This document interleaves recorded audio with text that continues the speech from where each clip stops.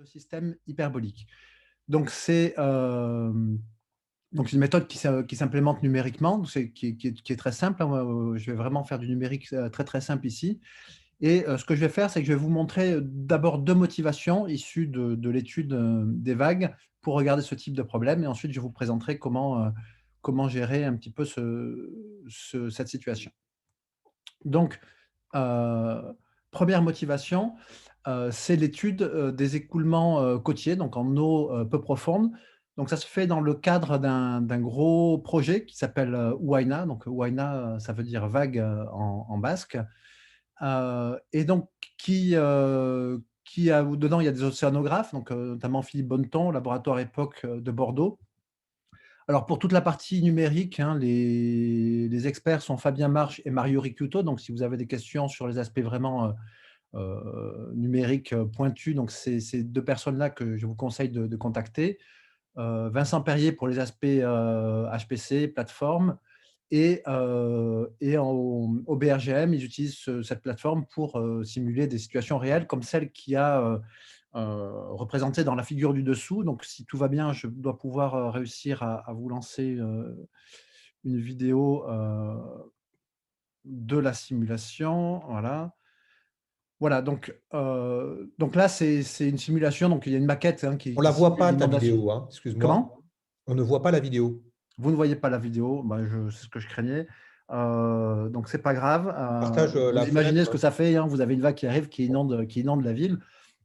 Donc, il y a beaucoup de problématiques numériques qui se posent. Et une, notamment, donc c'est des temps de calcul qui sont assez considérables. Et une est comment est-ce qu'on génère des vagues à l'entrée du domaine. Donc, typiquement, on aimerait pouvoir imposer la hauteur de la vague en condition d'entrée. Cette hauteur, on la connaît soit par des mesures physiques de bouées installées au large, soit par des couplages avec des modèles de houle au large. Euh, et par contre, on va voir que ce n'est pas très facile à faire pour des modèles hyperboliques dispersifs. Dans ce cas précis, la situation est un peu plus simple parce que c'est une onde solitaire, donc on peut la rentrer uniquement en condition initiale, mais ça demande de prendre un domaine de calcul assez étendu.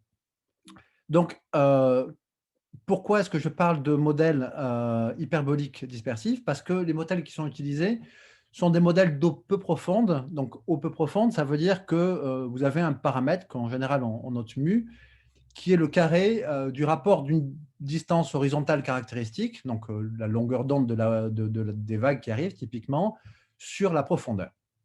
Donc, quand ce paramètre est petit, on parle d'eau peu profonde.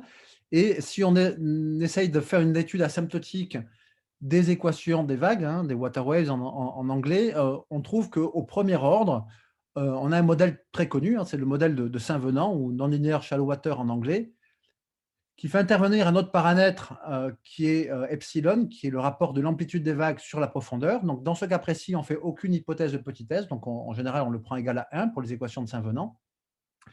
Et donc, ces équations de Saint-Venant, je les ai écrites ici en dimension 1 avec un fond plat, mais on peut les écrire en dimension 2 horizontale avec un fond non plat, bien entendu. Donc, c'est des équations qui vont coupler l'élévation de la hauteur de l'eau par rapport au repos, donc en variable à dimensionner, c'est ce que vous avez sur le dessin ici. H, c'est la hauteur d'eau à dimensionner, donc si la hauteur d'eau au repos, c'est 1, ça fait 1 plus epsilon zeta. Et la deuxième variable Q, c'est le débit horizontal, hein, donc c'est l'intégrale verticale de la vitesse horizontale. Si bien que la première équation des équations de Saint-Venant, c'est une équation qui est exacte, hein, vous l'obtenez en intégrant verticalement l'équation d'incompressibilité du fluide. Vous pouvez le voir comme une équation de conservation de la masse, hein, dt zeta plus dx de q égale 0, c'est exact. L'approximation a lieu dans la seconde équation, l'équation sur le débit, qui est obtenue en intégrant verticalement la composante horizontale des équations de l'air et en négligeant pas mal de termes. Donc, le zéro qu'on a normalement dans la seconde équation de Saint-Venant, en fait, il faut le comprendre comme un grand taux de mu. On néglige les termes de taille mu par rapport à ce petit paramètre. Hein, donc, vous avez un gentil système hyperbolique que j'écris ici voilà, en variables zeta et Q. Alors, ce système est très bien, il est très robuste, il est utilisé dans beaucoup d'applications. Mais pour beaucoup d'autres applications, il est un peu limité parce qu'il néglige les effets dispersifs, donc, qui permettent, par exemple, d'avoir des ondes solitaires, et pour les applications qui permettent surtout de bien modéliser la zone de levée. La zone de levée, c'est la zone qui précède la zone de déferlement quand les vagues arrivent sur la côte.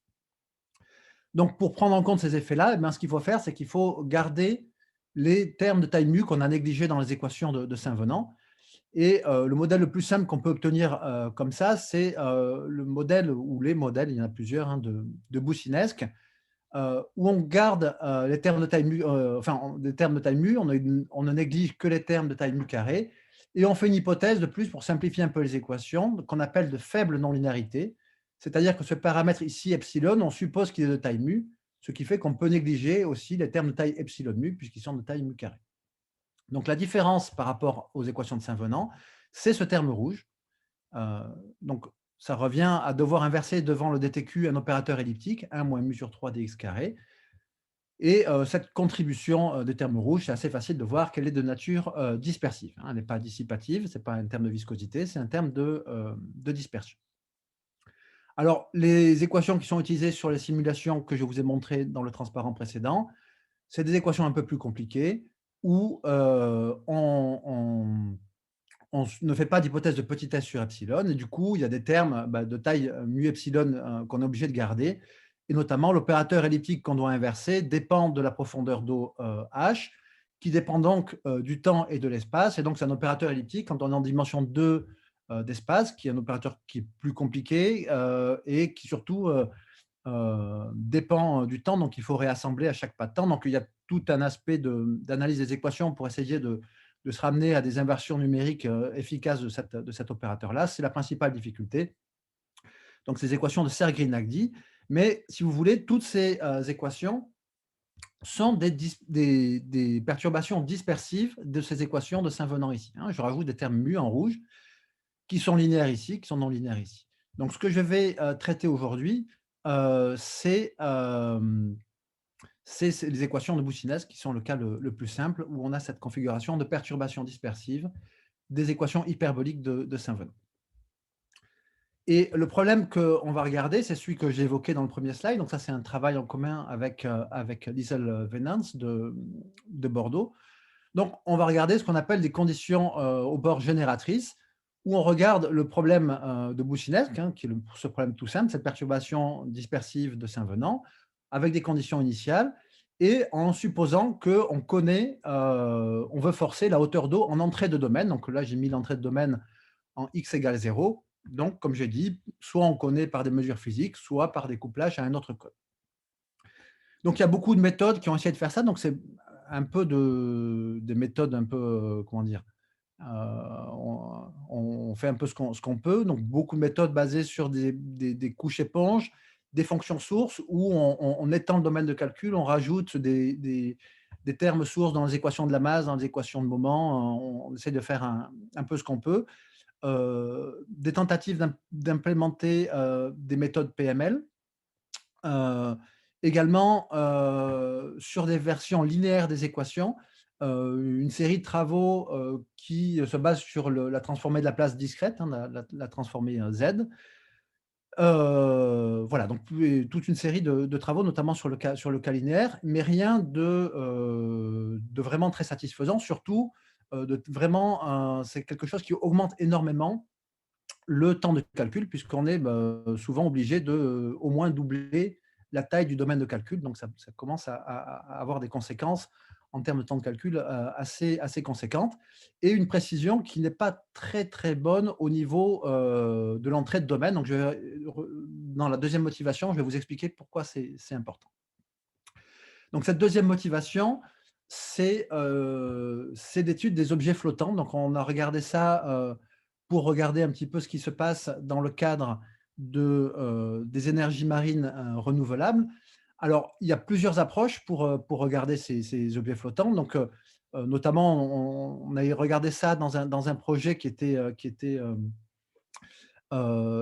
coordonné par Mario Ricciuto, donc, sur ces objets flottants, qui regardait plusieurs approches, hein, des méthodes CFD aux méthodes réduites que je vais vous présenter, de manière à pouvoir les comparer. Donc, si vous voulez regarder avec une approche CFD faire ces simulations-là que j'ai représentées. Donc ça, c'est juste pour simuler une submersion, un cycle de submersion d'un système de convertisseur d'énergie de la houle. Eh bien, ça fait 1000 heures en utilisant 128 processeurs, donc c'est des temps de calcul considérables. Et comme dans l'exposé de Pierre-Antoine Joulin hier sur les éoliennes offshore, eh bien, on se pose la question, donc il avait regardé lui l'interaction avec l'atmosphère, nous on se pose le problème de l'interaction avec les champs de vagues. Et on se pose notamment aussi avec les éoliennes flottantes, hein, qui sont des structures flottantes. Si on met un parc d'éoliennes ou un parc de convertisseurs, quel est l'impact sur le champ de vagues? Qu'est-ce qui se passe? Donc pour ça, on ne peut pas se permettre d'utiliser des méthodes CFD, c'est beaucoup trop coûteux en temps de calcul. Alors il y a des méthodes qu'on appelle fully nonlinear potential approach, où on résout des écoulements irrotationnels. Donc on peut utiliser des équations de Laplace pour résoudre le potentiel des vitesses à l'intérieur du fluide. Donc c'est un peu plus rapide, c'est très utile pour valider, par exemple, aussi les méthodes réduites qu'on utilise. Et plusieurs personnes utilisent ça, notamment Angsip Karup avec son code OceanWave 3D et des gens autour d'EDF, je pense, cités dans ce papier-là et beaucoup d'autres. Et l'approche que je vous propose, qu'on utilise, enfin que je vous propose aujourd'hui, c'est une approche qui consiste plutôt à regarder l'écoulement comme un écoulement contraint. Donc ce qu'on va faire, c'est qu'on va se dire, comme pour Saint-Venant, on va essayer d'écrire un système qui porte sur la hauteur de l'élévation et le débit horizontal. Donc là, je l'ai écrit en dimension 2 d'espace. Et ces équations-là sont des équations exactes. À ce niveau-là, je n'ai fait aucune approximation. Donc, il faut que je commente un petit peu ce que c'est.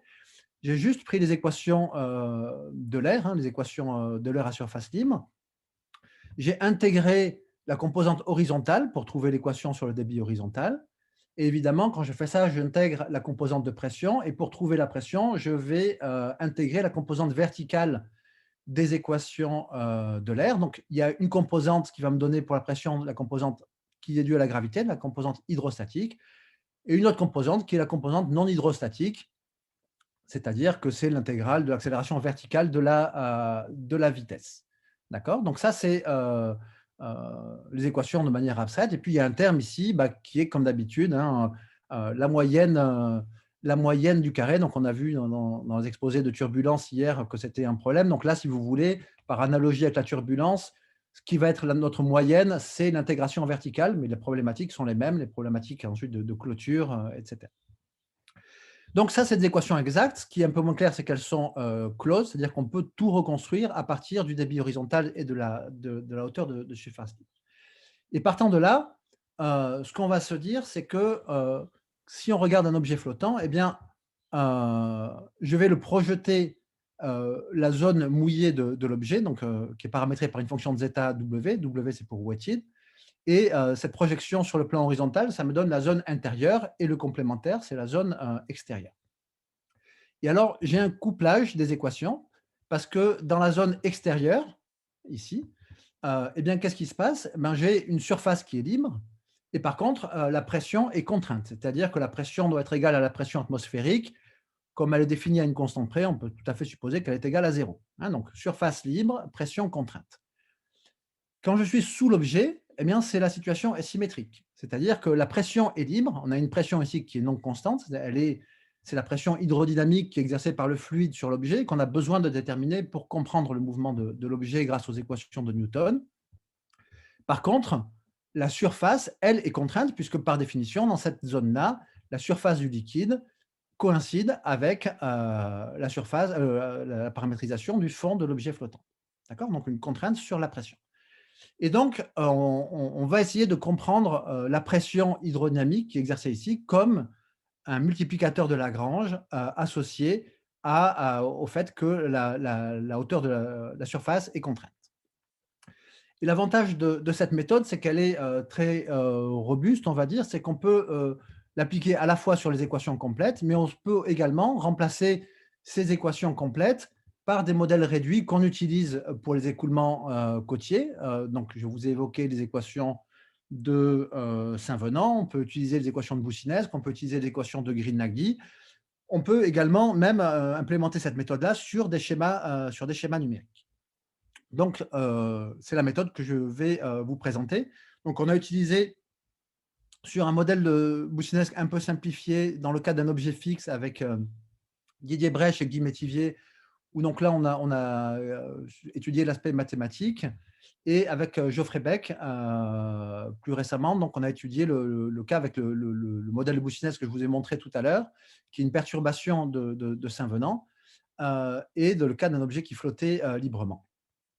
Donc, on a regardé ça en dimension 1. Donc, dans ce cas-là, ici, on a regardé un objet qui bougeait uniquement verticalement, avec des bords verticaux ici, ce qui fait que la zone intérieure, ici, c'est juste un intervalle, moins L petit l, qui est fixe, et la zone extérieure, c'est deux demi-droites.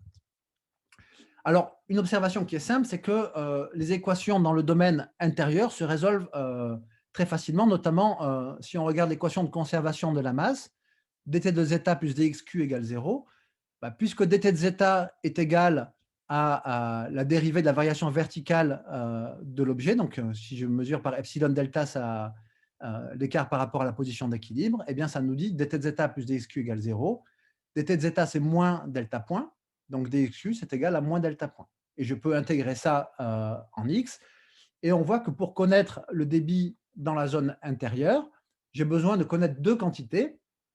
Une, ben, la position de l'objet, la position verticale de l'objet, c'est-à-dire delta, et l'autre, cette quantité qui est la valeur moyenne du débit à l'intérieur, sous l'objet. Hein, donc, deux quantités qui sont des fonctions du temps uniquement, hein, donc qui vont être régies par des équations différentielles ordinaires. Et donc, avec un petit peu de travail que je ne vais pas faire ici, je vous donne juste la formulation finale, on arrive à formuler ce problème d'interaction vague-structure comme un problème de transmission, donc transmission entre les deux composantes connexes du domaine extérieur, entre ce domaine-là et ce domaine-là. Dans chacun de ces domaines-là, ben, j'ai les équations de boussinesque qui sont les équations classiques que je vous ai montrées en début d'exposé. Donc, cette perturbation dispersive des équations de Saint-Venant. Et je vais devoir donner des conditions de transmission entre ce point L et ce point moins L. Donc, je vais donner une condition sur le saut de Q et une condition sur la moyenne de Q comme étant la demi-somme des valeurs de Q ici et ici. D'accord?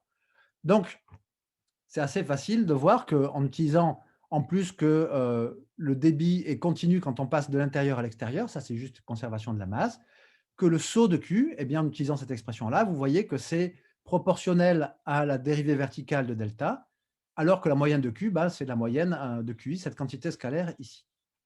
Et comme j'ai dit, ces deux quantités-là sont inconnues, on les détermine par des équations différentielles ordinaires. Donc, je ne fais pas l'analyse, c'est là où il y a un petit peu de travail, mais juste retenez la structure. C'est une équation différentielle ordinaire sur Q et sur delta point. Ici, c'est une matrice de couplage. Donc, qu'est-ce qu'il y a dans cette matrice? Il y a les effets de masse ajoutée, des choses comme ça, donc, qui dépendent de delta et de la valeur de la surface libre au point de contact ici et ici, zeta plus et zeta moins. Et cette équation différentielle est forcée par un terme qui dépend du champ de vague extérieur et qui dépend en fait de ces deux points de contact, la valeur de la hauteur de l'eau à ces deux points de contact. Hein, donc, la structure, c'est ça, une équation différentielle ordinaire sur ces deux quantités qui est forcée par le champ du fluide. Donc, en fait, vous avez un système complètement couplé. Pour résoudre cette équation de boussinesque, vous avez un problème mixte, vous avez des conditions au bord qui sont données par ces deux quantités-là. Et c'est pour trouver ces deux quantités-là, vous devez résoudre une équation différentielle qui est forcée par des termes qui sont trouvés en résolvant ces équations-là. Vous voyez que vous devez résoudre ces équations-là avec des conditions au bord sur Q, et une fois que vous avez résolu les équations, vous prenez la trace de zeta, de l'autre variable. Donc, vous avez un opérateur d'extension trace, vous pouvez voir ça comme une sorte d'opérateur de Dirichlet-Neumann si vous voulez. Alors, ces équations différentielles ordinaires, elles viennent de quoi? Celle de delta, ben, elle vient évidemment de l'équation de Newton. Vous avez delta seconde ici, ça vient de l'équation de Newton. Il faut juste dedans travailler un petit peu pour isoler les effets de masse ajoutée et les mettre à gauche. Donc, voilà la structure. Donc, tout ça pour dire que là aussi, je dois résoudre un problème mixte. Donc là, c'est un problème de transmission, mais on peut le voir comme un problème au bord.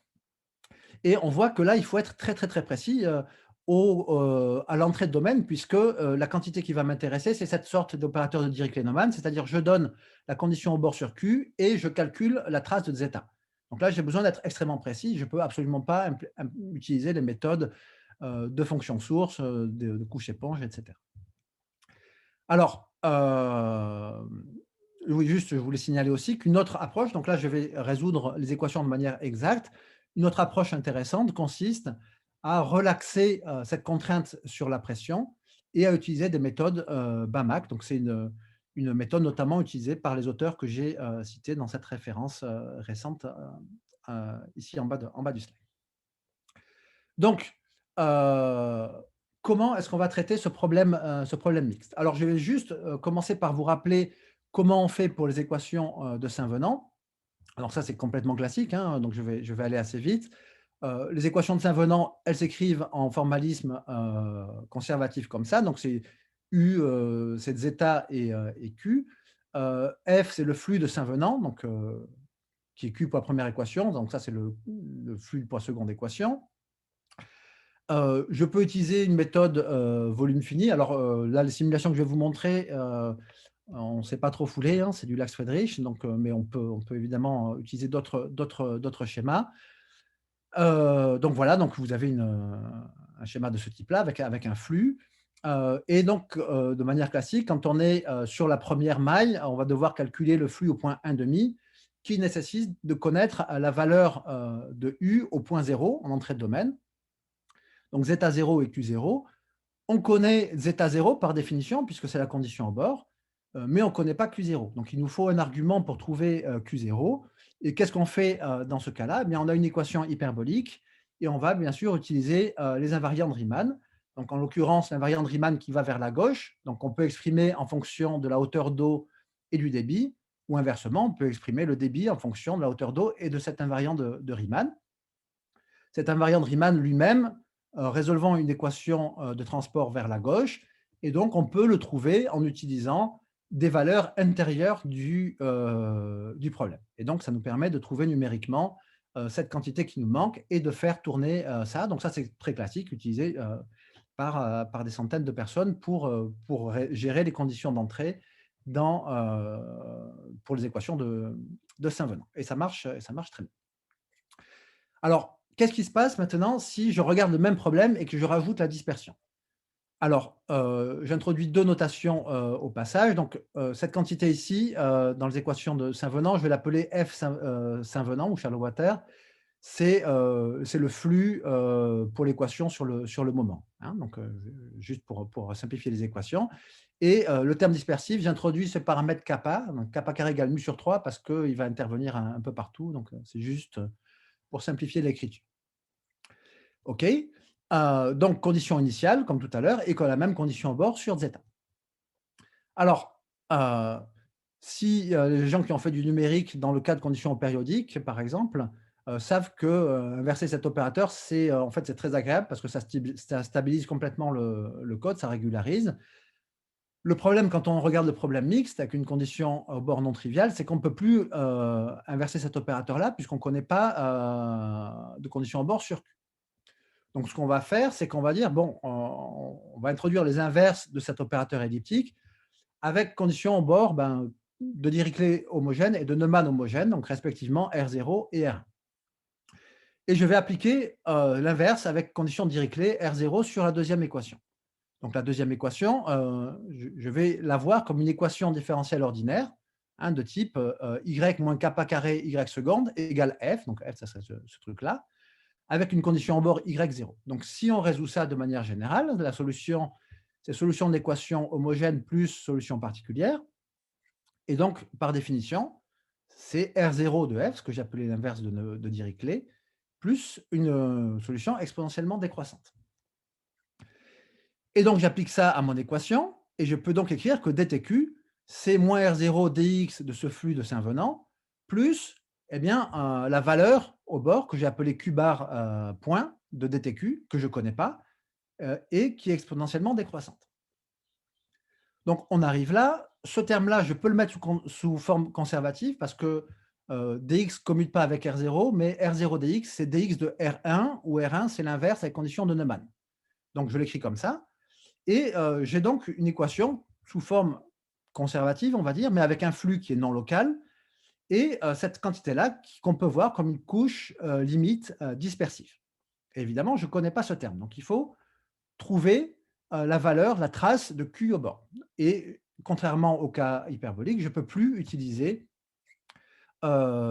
l'équation caractéristique puisqu'il n'y a plus d'invariant de Riemann pour ce genre de système.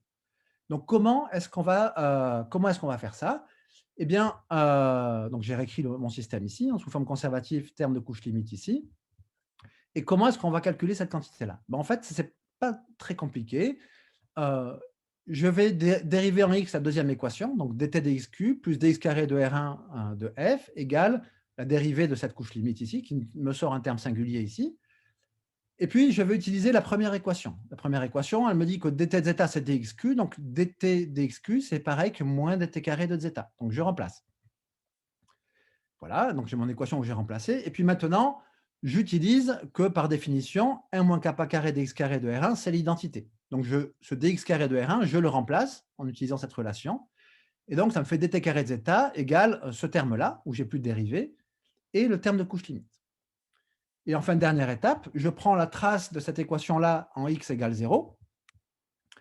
Et qu'est-ce qui se passe? Ce terme-là exponentiel, il me devient 1.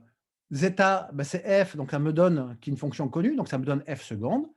Et là, j'obtiens la trace de R1 de f en x égale 0 et le flux de Saint-Venant, qui est une fonction polynomiale de zeta et de q. Quand je prends sa trace à l'origine, eh bien, ça me fait une fonction polynomiale de f qui est connue et de cette fonction q bar que je cherche à déterminer.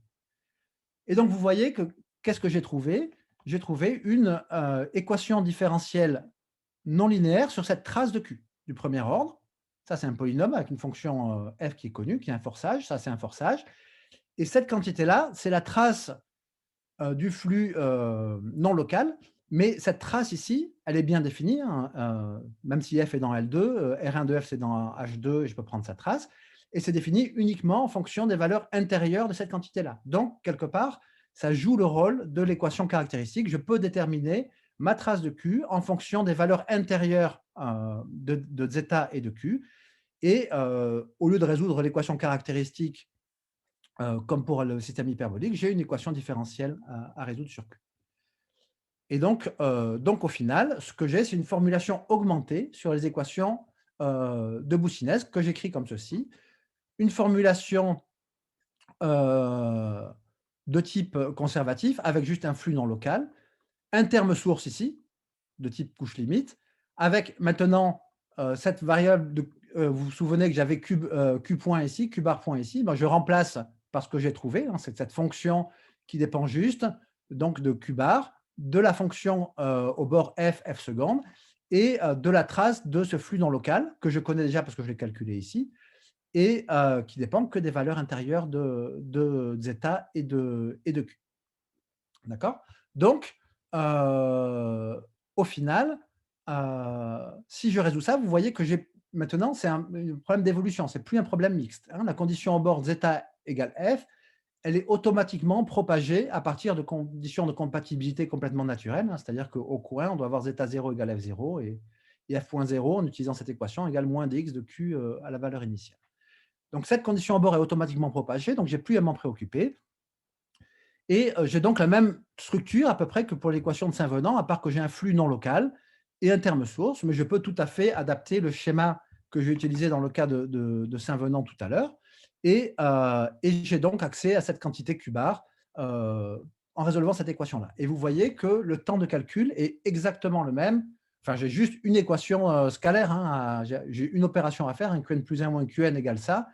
Donc, zéro augmentation du temps de calcul pour gérer ce problème mixte, hein. Donc, ça va très vite, d'autant plus que le seul truc qui prendrait un peu de temps, c'est calculer cette trace du flux non local, mais je l'ai utilisé dans mon schéma ici, dans mon schéma de flux non local. Donc, ce n'est pas une augmentation de temps de calcul par rapport au schéma que vous utiliseriez normalement pour Boussinesq.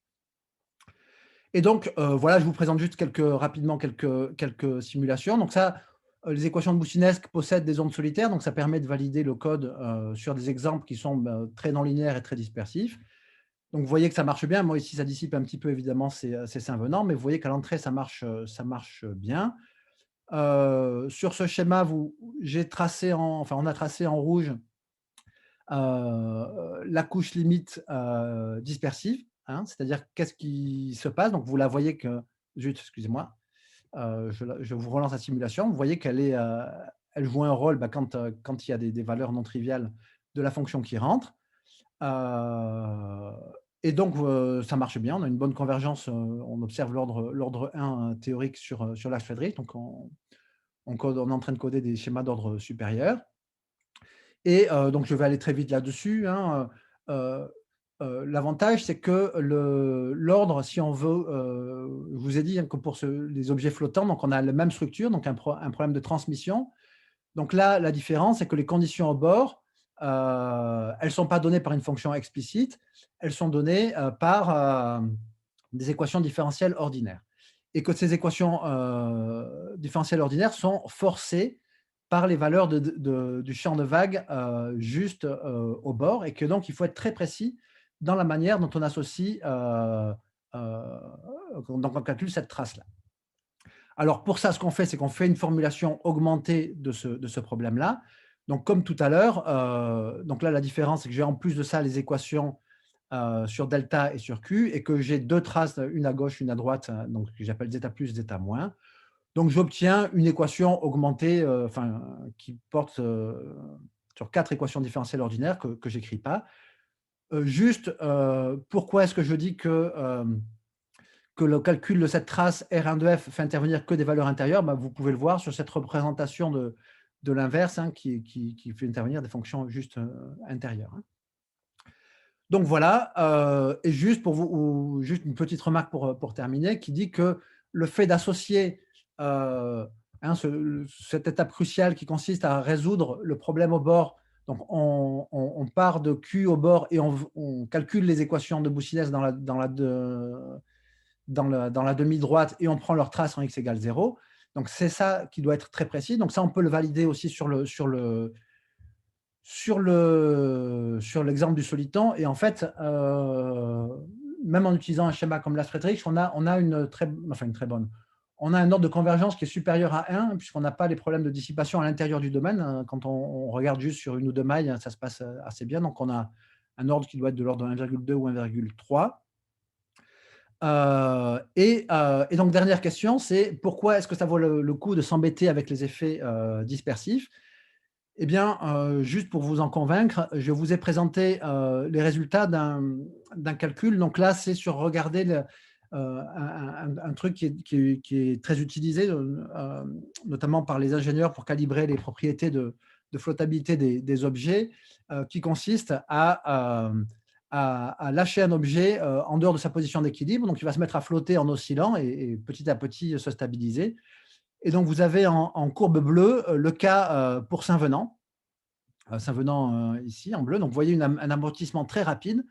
Et en couleur, les autres couleurs, c'est en prenant en compte la dispersion, donc avec des valeurs de plus en plus grandes de la dispersion.